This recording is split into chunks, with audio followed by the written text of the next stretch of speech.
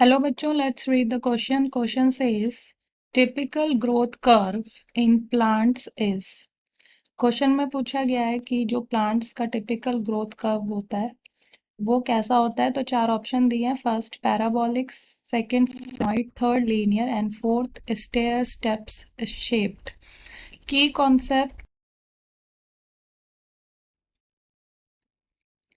Growth curve जो होता है, ग्रोथ कर्व ये ग्राफिकल रिप्रेजेंटेशन होता है। ग्राफिकल रिप्रेजेंटेशन, जो भी प्लांट की टोटल ग्रोथ होती है उसको हम ग्राफिकली रिप्रेजेंट करते हैं, उसे ही ग्रोथ कर्व कहते हैं। So is the graphical representation of the total growth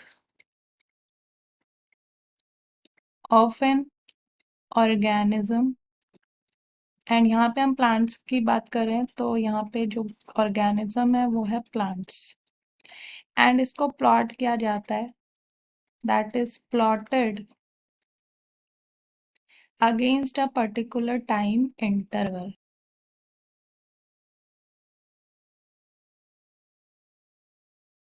तो जो प्लांट्स हैं उसमें जो ग्रोथ है वो कांस्टेंट नहीं रहती, इंक्रीज होती है, डिक्रीज होती है, और ये डिपेंड करता है न्यूट्रिएंट अवेलेबिलिटी पे, जो भी इन्वायरमेंटल कंडीशंस होती हैं।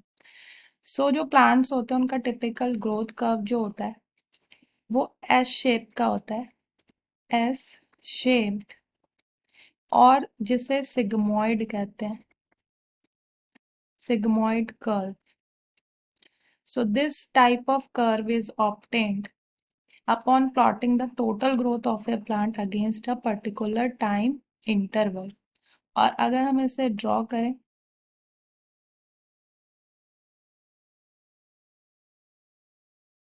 तो यहाँ पे ग्रोथ होती है एंड यहाँ पे टाइम, एक्स एक्सिस पे टाइम एंड वाई एक्सिस पे ग्रोथ। एंड कुछ इस टाइप का कर्व हमें मिलता है। एंड इसमें डिफरेंट फेजेस होते हैं। So it consist of 4 phases. And ये जो 4 फेजेस होते हैं उसमें फर्स्ट होता है lag phase, then log phase, and इसको एक्सपोनेंशियल फेज भी कहते हैं।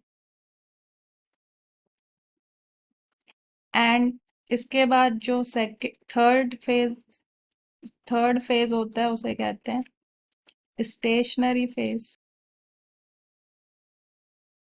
एंड जो फोर्थ होता है उसे कहते हैं डेथ फेज और डिक्लाइन फेज। सो ये 4 टाइप के फेजेस होते हैं। सो ये जो फर्स्ट फेज है यहाँ से, so this phase is known as lag phase. ये जो लैग फेज होता है इसमें ग्रोथ जो होती है बहुत ही स्लो होती है। तो यहाँ पे जो ग्रोथ देखी जाती है बहुत स्लो ग्रोथ होती है।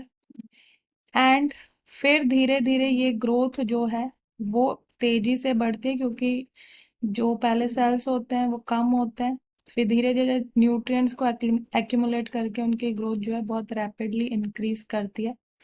सो ये जो फेज है यहाँ से यहाँ तक, इसको लॉग फेज कहते हैं। और इस फेज में जो सेल्स होती हैं वो रैपिडली डिवाइड और ग्रो करती हैं बिकॉज ऑफ न्यूट्रिएंट अवेलेबिलिटी। उसके बाद जब न्यूट्रिएंट्स हमेशा ही एम्पल अमाउंट में नहीं रहेंगे तो न्यूट्रिएंट सप्लाई लिमिटेड हो जाती है।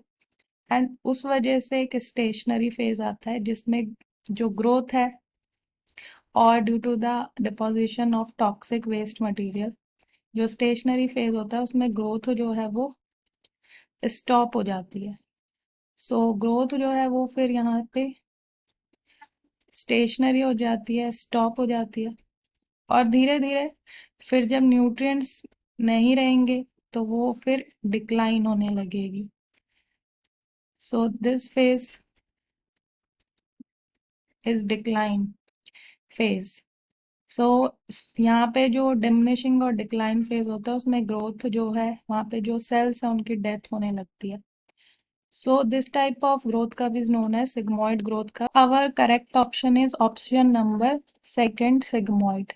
पैराबोलिक जो यहाँ पे लिखा है ये सिग्मोइड कर्व एस शेप का नहीं होता है, तो इसलिए इनकरेक्ट है। जो लीनियर है वो भी इनकरेक्ट है क्योंकि लीनियर नहीं है। एंड स्टेप शेप ऐसा कोई ग्राफ नहीं है, इसलिए जो स्टेप शेप्ड ऑप्शन है वो इनकरेक्ट।